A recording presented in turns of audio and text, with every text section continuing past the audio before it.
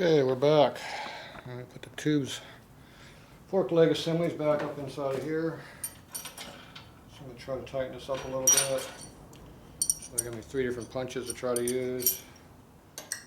First one's too tight, doesn't fit inside there. Next one's the black one. Looks like that does fit in there.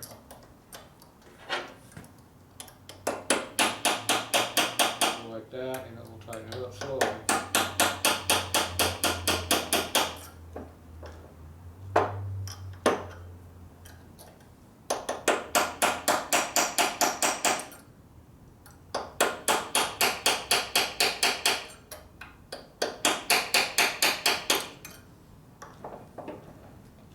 Still pretty tight. It's pretty loose, I mean. Alright, so I'm going to take the top tree off. We have the luxury of having this off right now, so we can tighten it up a little bit. We can use a pair of channel locks.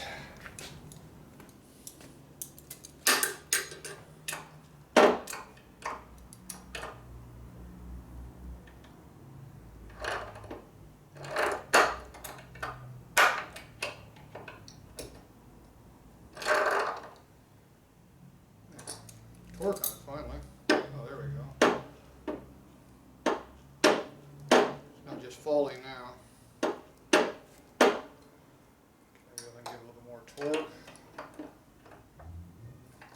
And notice I let the fork help me by being in full lock. I don't try to tighten the stem nut when I'm over here like that. The fork just turns.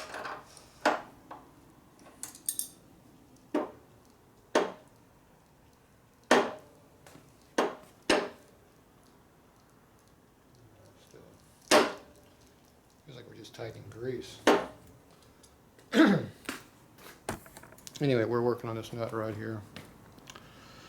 Where am I at? Yeah, right there. So I'm just tightening that nut up there. Put a little torque on it.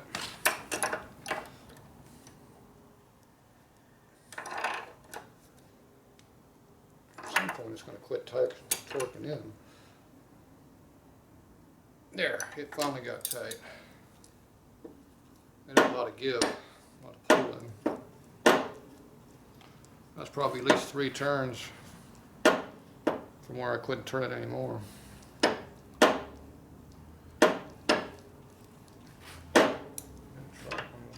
Try a little more torque on it. It's definitely getting tight. Okay.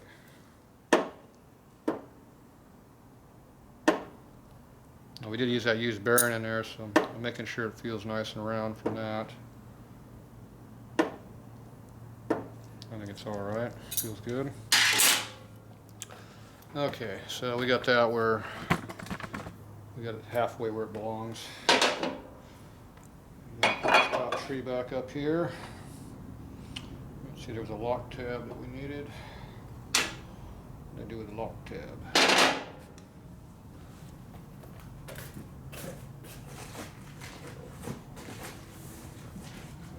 Hit it someplace myself, probably.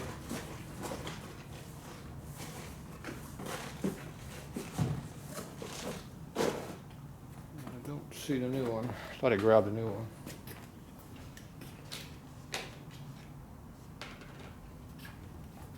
Yeah, we do have the used one right here though. See how this has a little tang right here? It goes right down, catches in those grooves right there. Only problem is, this doesn't fit that way. There's no way that that will ever engage a nut. You have to have the steering damper pin that goes all the way down. So there's no way of locking that with this tool here. This job's only function is to lock the top stem nut. So I'm tightening that up. You fold the tab over like that. So all it does, it just drops into one of these 3 holes, depending on, up high enough. It goes in one of these 3 holes, depending on which one makes it line up with the nut the best. When you fold it over. Now see, now this is a round circle, it doesn't really matter where you fold it over, it can go in any of the holes, it doesn't matter. Anyway, for now we'll just put that up into there. I'm going to put it in the center hole. Probably wind up putting a new one on there, just have to go find one. But for now, we'll maple leave it's on there. We'll see what the customer wants to do because we got a crappy looking nut on there too. So maybe he wants to put new parts. I don't know. We'll see. We're saving money where we can on this bike. All right, so that's up in there. It's just on there loosely, but it's being held, so it's not in my way. Okay, now we grab our fork legs. Remember I told you have to lay them up so they don't fall over. So they're catching right here in the corner of the toolbox. Even if you kick them, they don't necessarily just fall off. Go where they want to. Now you determine what your left and right leg is. So on this bike, it's real simple. We have a drum brake, and the drum brake is on the left side. So this is where the drum brake mount goes. So this would be the left fork tube then, or leg. This is a fork leg assembly, what you would call this, because this is the tube, this is the slider, and this is the whole assembly. That's how you do it. The next thing you have to do is worry about is see these flats up here in the tube. This takes a screw in the side here, a little higher, right here, which holds your panels and stuff on. And they put that flat there to give you a little more room for a bolt to stick through and not jam into this thing. Now a lot of times these have marks in there where they've been jammed in because they didn't put them in the right spot. So you want to make sure this goes straight up in there so the flats are front to rear. I don't know how tight this tube's going to be. It's the next problem.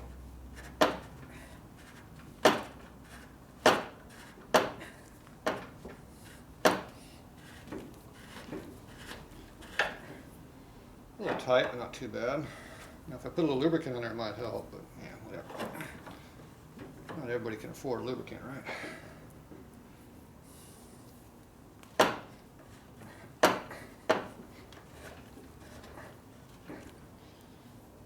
See our top. I assume this is what the problem is, not down here, but it might be down here, you don't know. Whatever it is, it pretty well stopped. Okay, so we don't know which one it is. We can go ahead and take the top one off because right now it's bound up. So that's a good indicator that that might be the problem. That'd be my guess. Okay, it's free to float a little bit.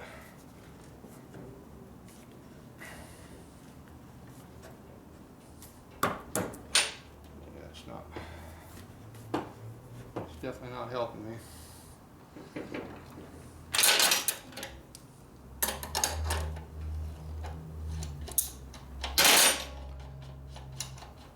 Alright, so I'm going to take this off for now.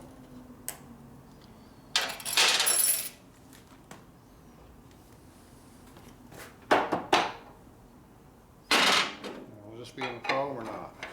Not really. Could have been binding, because you can see the bind marks are right here. See how it's all, the marks right there with all been stressed on it. So that was definitely binding on that. Even though it's loose in the hole, there's a misalignment. Okay, yeah, see now this slides right nice and freely. So it's just a binding between the two parts because the tree is bending around where it wants to be. Okay, we have a mark here about where we want it to be. I'll go a little extra height on it. I'll go and tighten the bolt up here on the back side. Give myself an extra 1/8 of an inch or so. Put the flats dead straight. Okay, just lightly tighten that up. So those are the forks, pinch bolts right here. Put hold it in. So there's one in. So now I'm going to do the same thing to the second leg. And go over your seal better.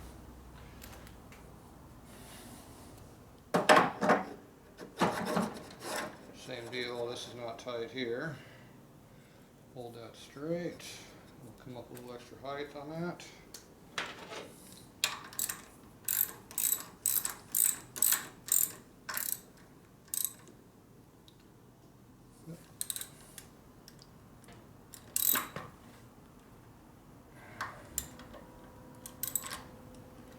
Okay.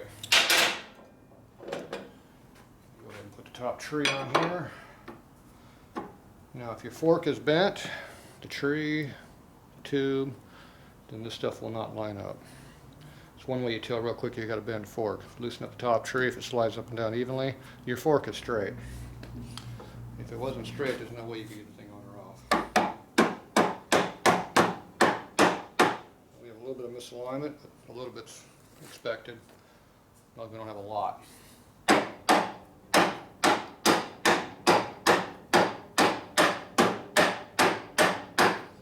more than I want, though.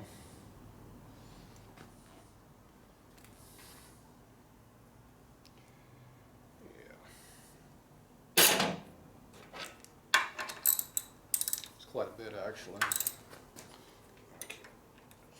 Let's move this up a little bit.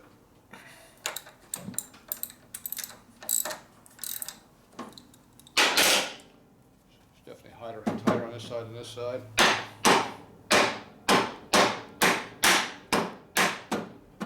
you find the spot where it's binding, it moves. Okay. Now you want to look and see where it's at on the stem. It's hard to do this with a camera, but okay, you look through the misalignment here, how it's not quite going down over the shoulder of the nut underneath, because this nut under here has a shoulder on it, right here. So that has to go inside of here. So right now we're binding up enough that it doesn't want to go down.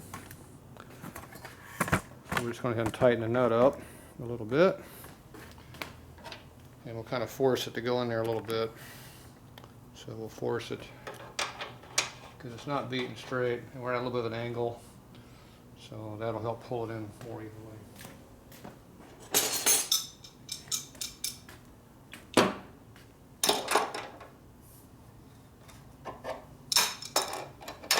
This should pull down relatively easily with a nut.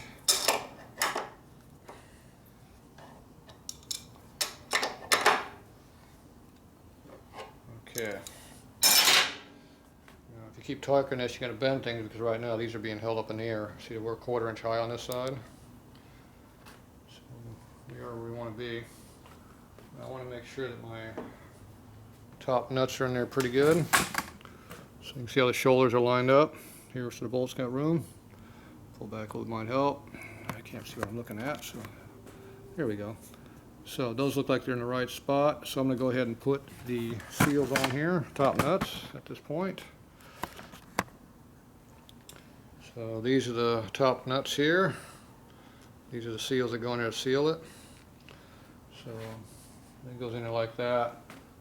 And these tighten up against it, and there should be some kind of compression. If you don't feel any compression on that rubber, it'll leak. So you should feel some compression before it gets tight.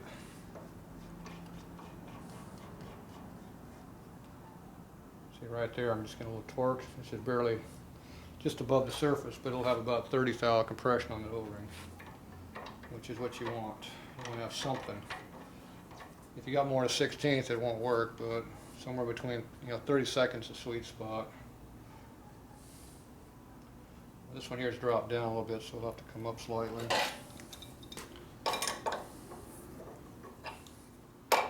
Threads don't like each other either.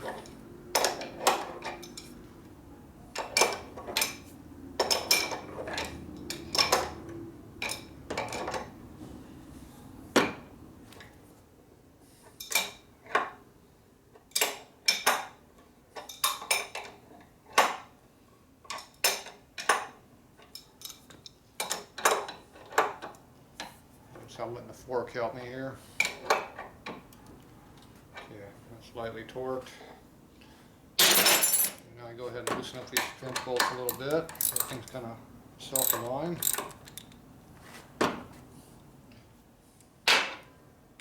This one I still got to torque a little bit more. So I'm going to loosen up the bolt. Shock it a little bit, retighten the bolt. I can go ahead and pull this down some more. It'll compress a little bit more. It'll cause some misalignment, but at least the nut will come down.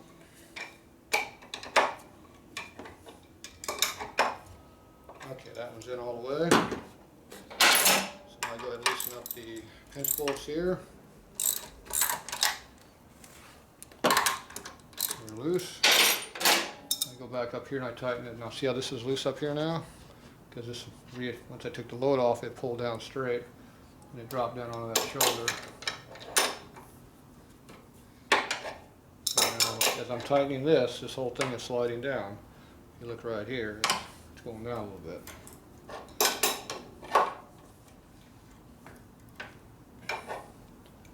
Okay.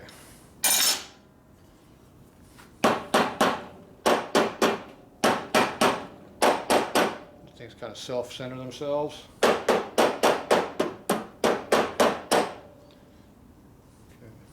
You want the trees to kind of equalize where they want to be before you tighten the pinch clamps down. Because right now we're an 1/8 inch up here from where it was before. You can see the wear mark. It's way above it. And even this one over here looks like it's in a different spot too. So things are different than where they were before for whatever reason. Now we did replace the bearings and the cups, so there might be some differences in variation in heights there. We don't know for sure. Now the bearings have good torque. See, you want to have a little bit of drag. Not enough to totally just flop, and not enough you got to beat to get it to go. See, it has a little bit of give to it.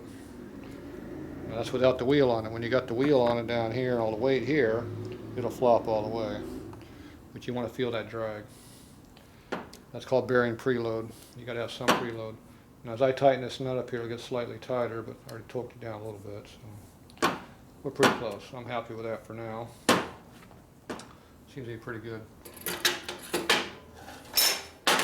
Now whenever you adjust your neck bearings up here, you need to loosen up these pinch clamps and let the slider slide through the tree. If you don't, things just bind up. So you have to constantly be letting other things move around. You make more than one adjustment. Okay, we're going to tighten these up right now. This is not the final time we're going to be doing this, so... Oh shit, I forgot something. See, cameras make you forget stuff. Yeah, I forgot to do this down here. There's fork covers that we're supposed to be putting in.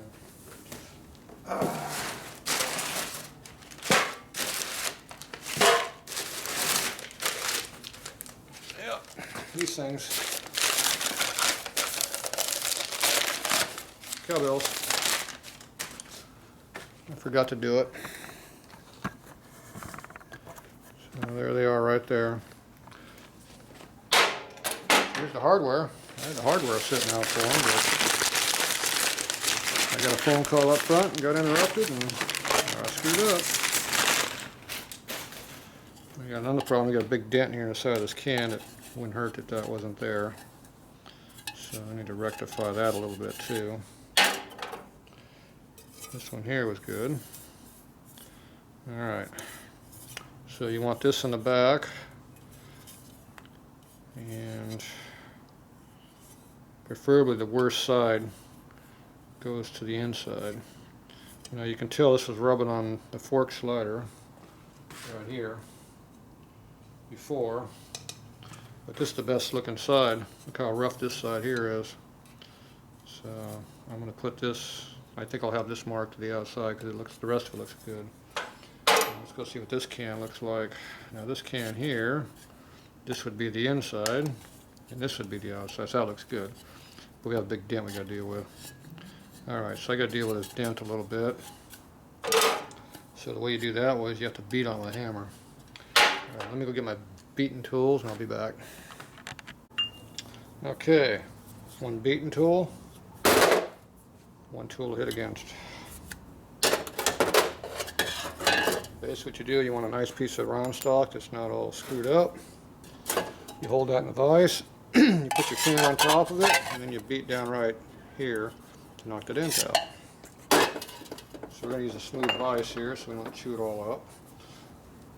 Go like that. Drop this down a little bit. Put the can on here, and you can see where the dent is right here. Now you hit right on top of this, not over here. Now you can hit over here, but you have to rotate the cover to do that.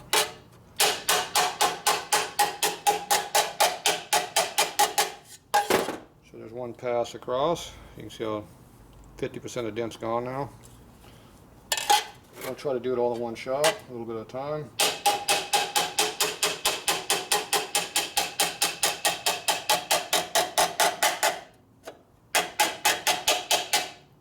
that's hitting against the metal, that's hitting against the can. You want to have that metal-to-metal contact to get what you want. So now you're just taking more of it out. So now you got not too much of it's left. We got a couple little pick holes here. I'll get those out too. Okay, there's a dent right here. Listen to it. Dull. And it gets hard. You can see they come right out. So that's how you work them in. And this is sliding down on me.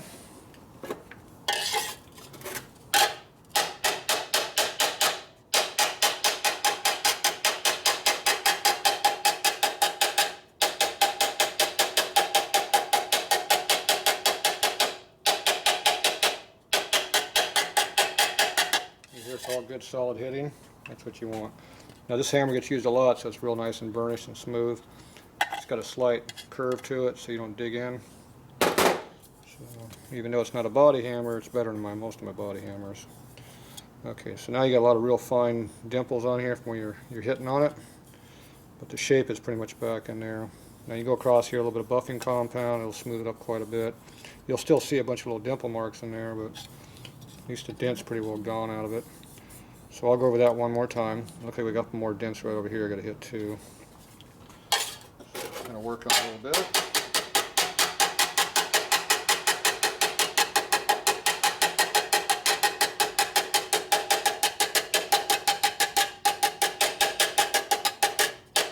Kind of moving the hammer around a little bit. You can hear how some of the hits are off the metal part. Yeah, the dimples over here. A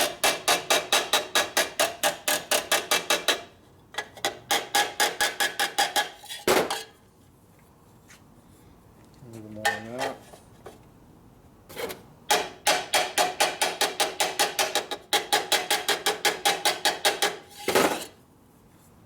Okay, that knocked those out right there. This is getting pretty smooth. You can see how the edge is pretty even. Like I said, you can do a little buffing on that and most all those marks will come out. I'm not into super detailed work around here. I don't like big dents, but I don't care if there's marks on it. So to me that's good enough. You take your polishing compound right here. There, it's done. Yeah, that's good enough for me, but if you want to get more detail about it, you can work on it a little bit better.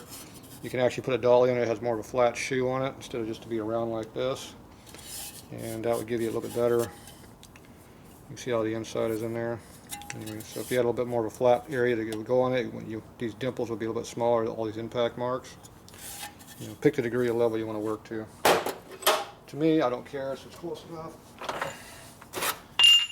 I'm not into super precision body work because I don't give a squat about it. That's the difference between a body man, a fabricator, and a machinist. We all care about different things. It takes similar skill sets. We have to know how to move metal around and what it feels like to do it, but some of it we care more about than the other. Okay, this one here is pretty good the way it is, so I don't have to work on this one at all. It just has this big wear mark right down here, but that's not going to come out by beating with it. So, all right, so we're done with the body work. But I get to pull the fork back apart because of the dumbass didn't put the cowbells on like they were supposed to. I don't know who did that. So which side are we looking at here? That's hideous looking. Somebody went in with some really coarse, I don't know, sandpaper or something. I don't know what they used. Scrub pad. Oop, get up where you can see it. See how rough that finish that is. It really destroyed the cover. So that's way too coarse of a finish to be doing your final work with. Alright, so that's going to be, goes on that side. All my body work goes on the inside on the right side. Alright, so now I get to pull all of this back off because I didn't put them on there. Or I can pull the slider off and put it off in that direction. Which one do you think I'm going to do? You can think I'm not going to screw with the oil, you're right.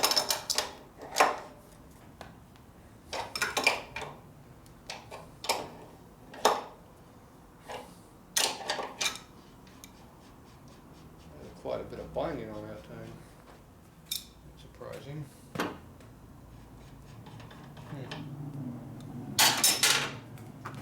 Yeah, that had a lot of binding on that.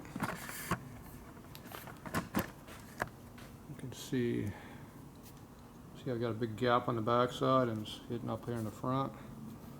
So this whole tree is basically like this for whatever reason. That usually means these are too far down.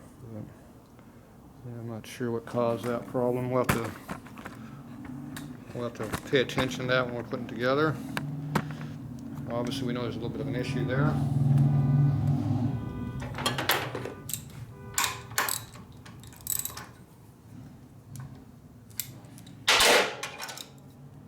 Pull this off too helps. See how loose the fork got when I undo that top nut? It goes a lot easier now. As I took the compression off the thread, it let the bearing come up a little bit.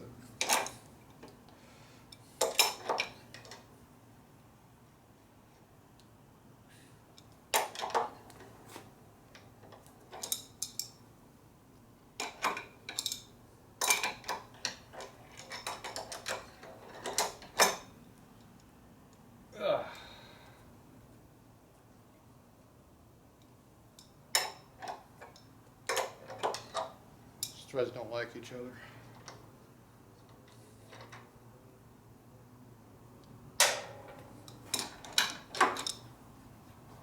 See, this one likes each other.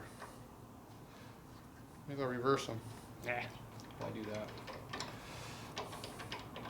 At least we have one that works this way.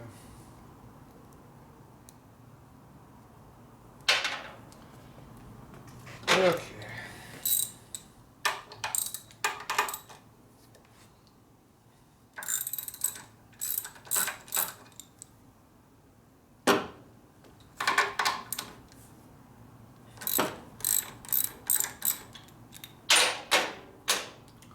Let's see which one wants to come off.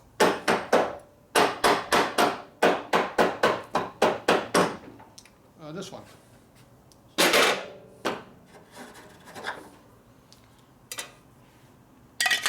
Cowbell. Put it all the way down, you don't forget it. I should put that on that when I put it over next to the toolbox right there. Okay, before I get too involved with that one, I need to get this one on. Look how much that dropped down when I did that.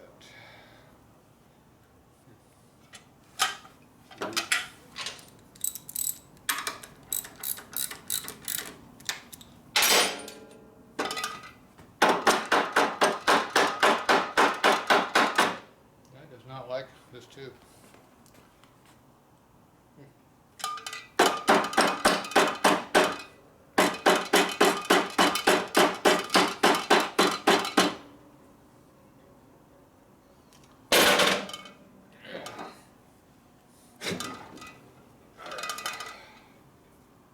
Yeah, I think I found the binding problem.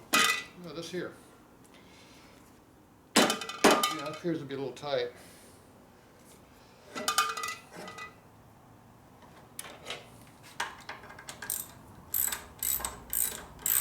I think we found the tight spot.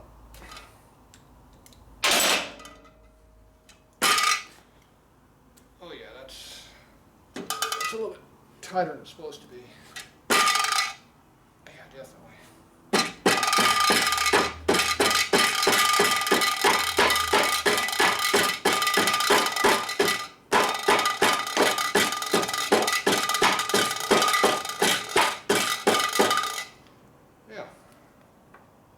Definitely not only use there.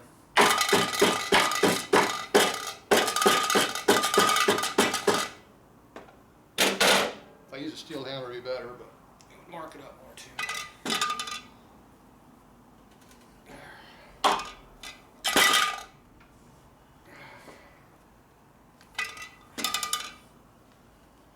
Don't appear to want to slide up a little bit either. Alright, we'll keep beating on it.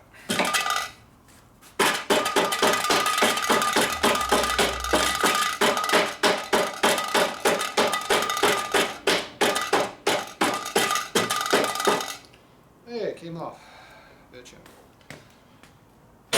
Okay, now you take your finger, stick in a hole and see what the problem is.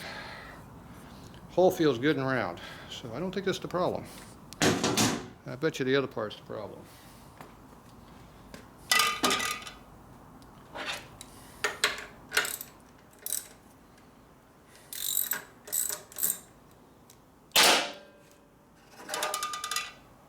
Alright, this is the one that was really beat on a lot. So you can see how it's got a high spot right here.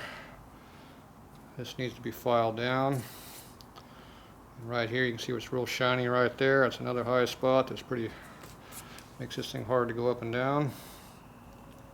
So these areas need to be filed on to make them fit freer. So we got a file over here. Ooh, look at all kinds of junk in here. There's a nice looking file. Look at that. It's got black on it, or not black, but rust on it and everything. Okay. Hopefully we don't have an oil leak right now. I just laid the fork down flat, and that tends to make them leak oil.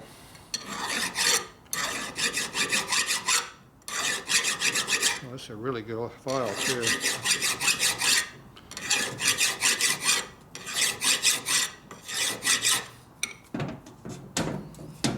As you run the file across, you're feeling for high spots.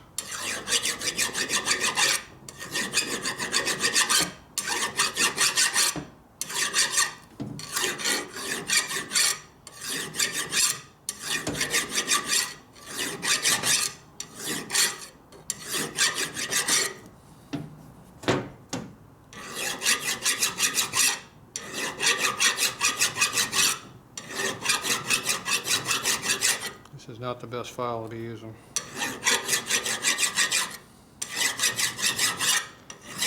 This is good and bad. It doesn't do much damage from filing, but it also doesn't take much metal off when you're trying to do that. Okay, you can see where the bolt pinched in here real bad where it wasn't supposed to. I told you I had to make sure that fit. Okay, let's see if this is any better. Appears to be pretty stinking tight still. Okay, let's try the other side of the fork.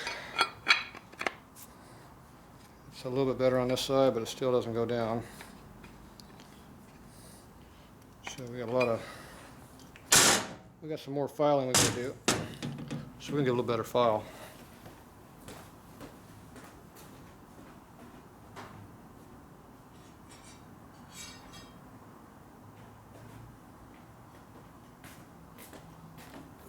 Alright, so this is called a fine file.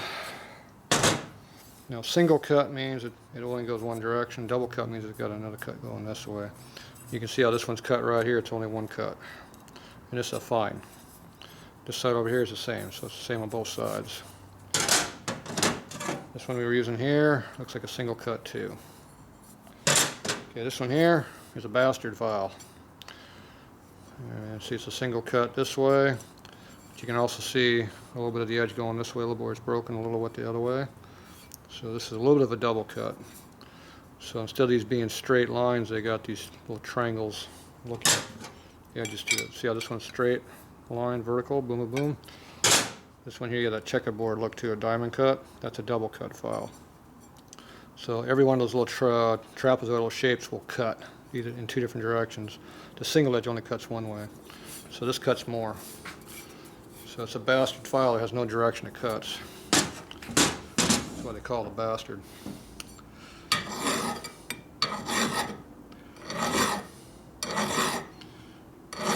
Now my video is probably going to get tagged for vulgar or something.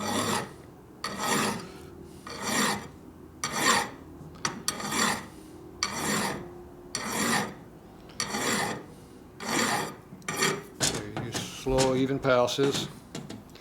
You let the file follow the surface and try to only cut where it needs to cut.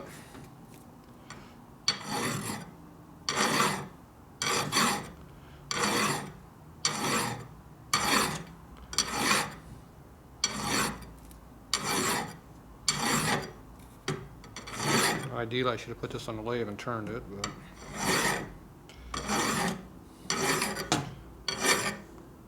it's not too late to do that. I'd have to take it back apart, but I only got to take the top off.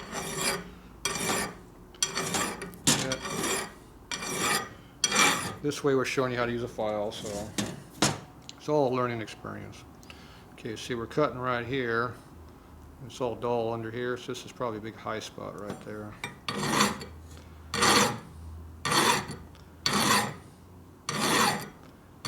So we just heavy cut.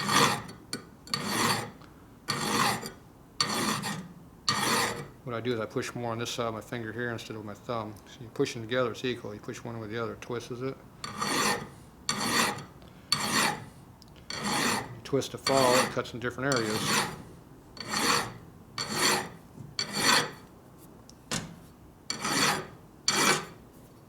Okay. See what we got this time. Look at that. We cut the spots that needed to be cut. Now it fits a lot better. So while we're at it, I'm going to go over and check this one over here and make sure this fits good. I think we already did that, but we'll double check. Yes, that fits real nice. Goes right on there, no problem. Nice and free. Perfect. Okay, so now we got this fixed. Actually, it wasn't this, it was that over there. See, whenever you see these things all beat to hell, there's multiple things that are a problem. Okay, so now, let's not forget to do what? Put the cowbell on it, remember? So you come over here and put the cowbell on it. Oh, there it goes. There, I didn't forget that time. It's installed. Okay, so put that way up high again. That's a good spot right there.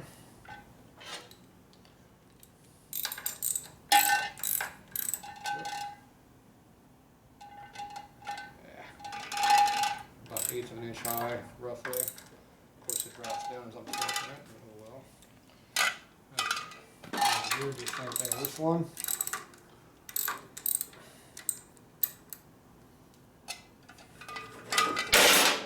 I knew that was going to fall.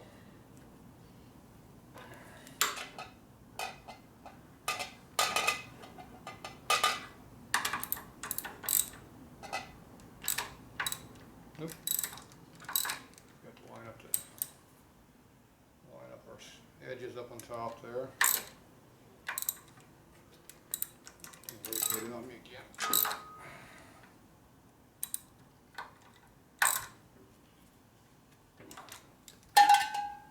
Okay, that looks pretty even. This tube's obviously a lot higher than this one now.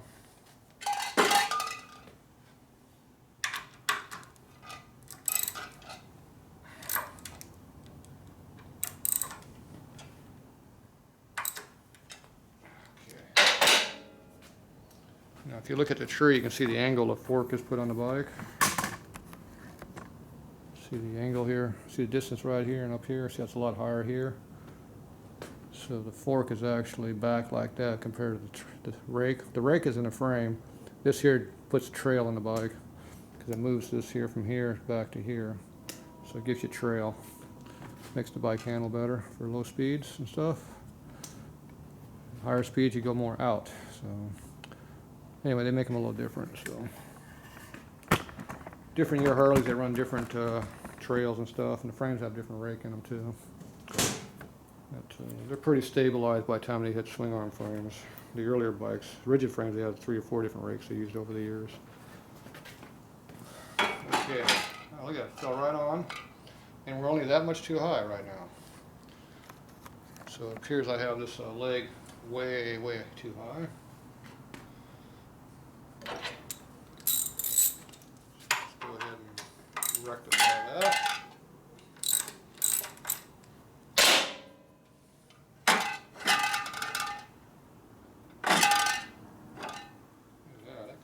A lot better than it used to.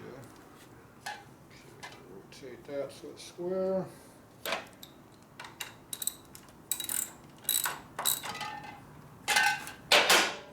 When you take the one part off that's screwing with you, it works a lot freer.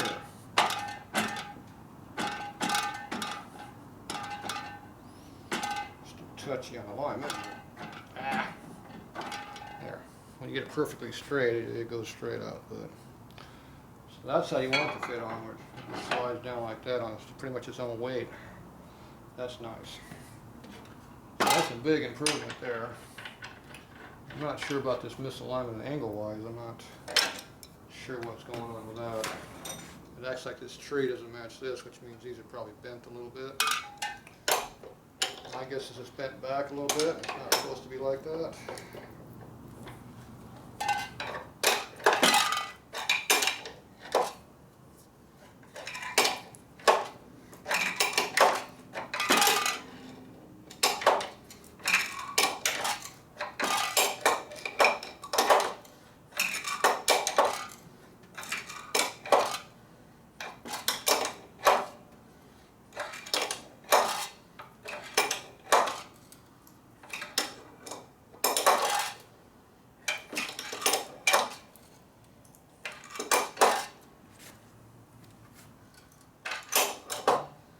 A lot of binding going on there. It's getting down there though.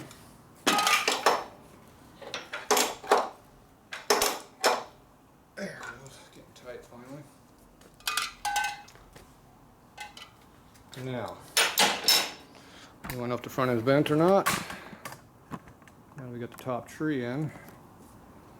Let me go ahead and look at what happened here. So see how it's still got that triangle look to it? And the tree is pulled in tight here, and these are loose, so they're free to move around. So that means this tree has a certain angle bent into it. So either it's bent up in here, or across here, to match the fork, or it was made with a slight negative angle to it. I don't recall them being bent back like that, so my guess is there might be a little bit of something going on there. But I'm not sure. I'd have to go read a book. I don't feel like reading a book. If anything, it might make the bike handle better with more trail in it. Sure wouldn't hurt it. Have to go look at my 57 and see how it's made. It was supposed to be this way. I don't know.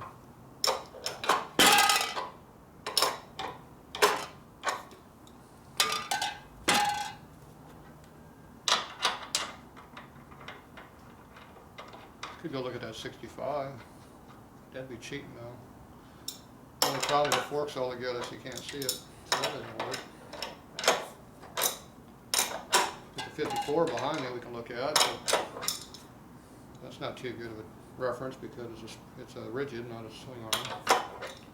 And it's an aftermarket frame, not original. So I don't expect them to be that straight or good.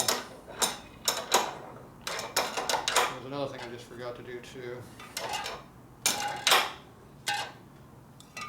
I didn't put the top tree cover on. There's all kinds of stuff I'm forgetting.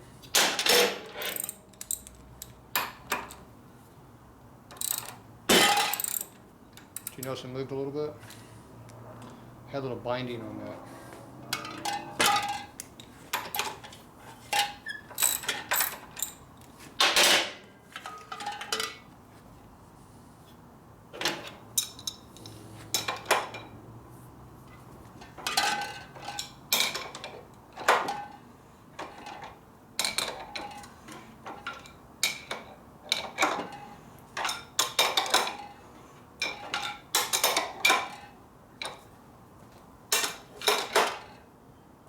Remember, this tree didn't come on this bike either, so it can't be bent to it.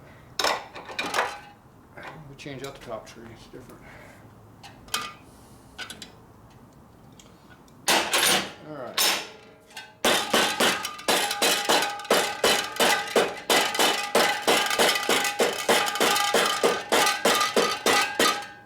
Alright. Everything might be semi-stabilized at this point.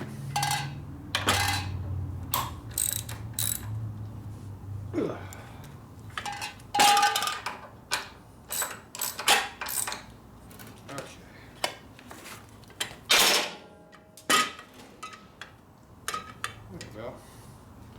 Don't look too bad.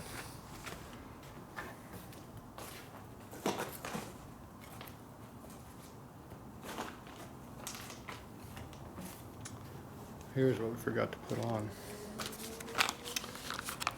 And plastic piece that goes in there too.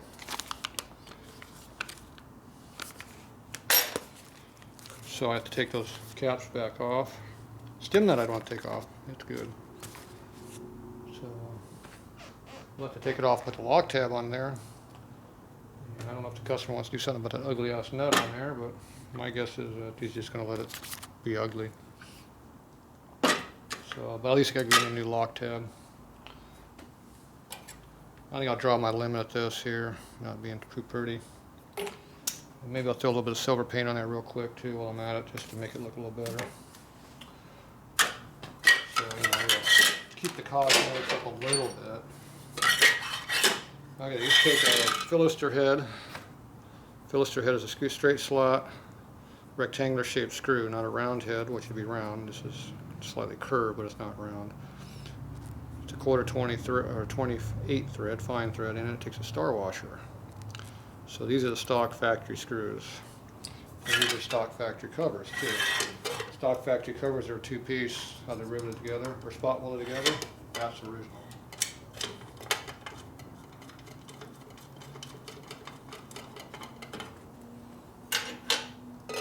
The soft tail ones that you find everywhere are interchangeable. They fit right on here. But they're all one piece. They don't have this, they're not made like this where they overlap on the top. They come up and cover up this whole piece and weld them together. They look a little different. So when you're storing a bike, you want to use the correct style. It's a dead giveaway you're not using original parts and the pieces don't look correct.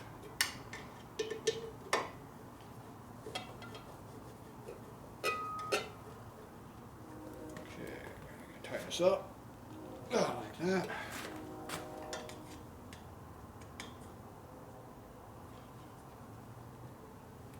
There. One cover. Cover two.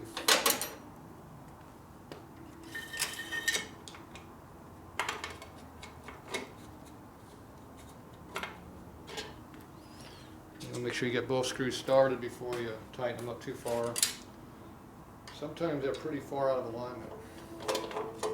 These covers are pretty nice because they came off this bike, so they fit this bike.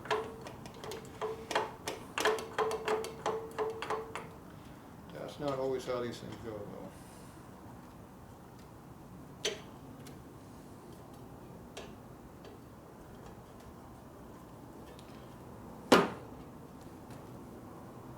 Okay, there's that one.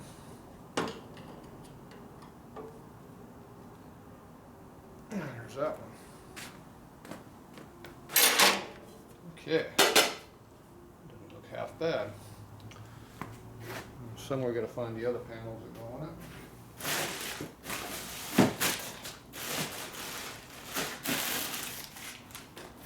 Ooh, there's a stock one that was on the bike. See, the whole pattern's different. This is rubber mount, solid mount. Hole locations are different. See, if I line the hole up, see this one's an inch off. An inch difference in locations. It'd be a ½ inch per side. And see, this was carried over for a beauty line, but it was never used for a tube. This is the tube here. This tube here goes through this hole right here. This one here is for cosmetic purposes here. This is functional. So two different things. Harder to change a lot of stuff. When we do change it, they still don't change it much.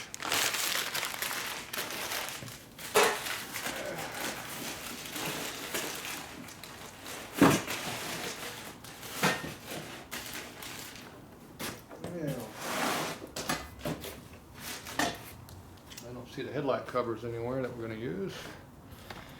So he must still have them at home hidden. That makes it fun to do. Well, there's another box of crap around here somewhere. I'm not sure. But either way, we're going to put this on there, this new one. So we'll cap that up over the top. Get that on there. Okay, I'm gonna go back and find me some this one of these new, and I'll be back.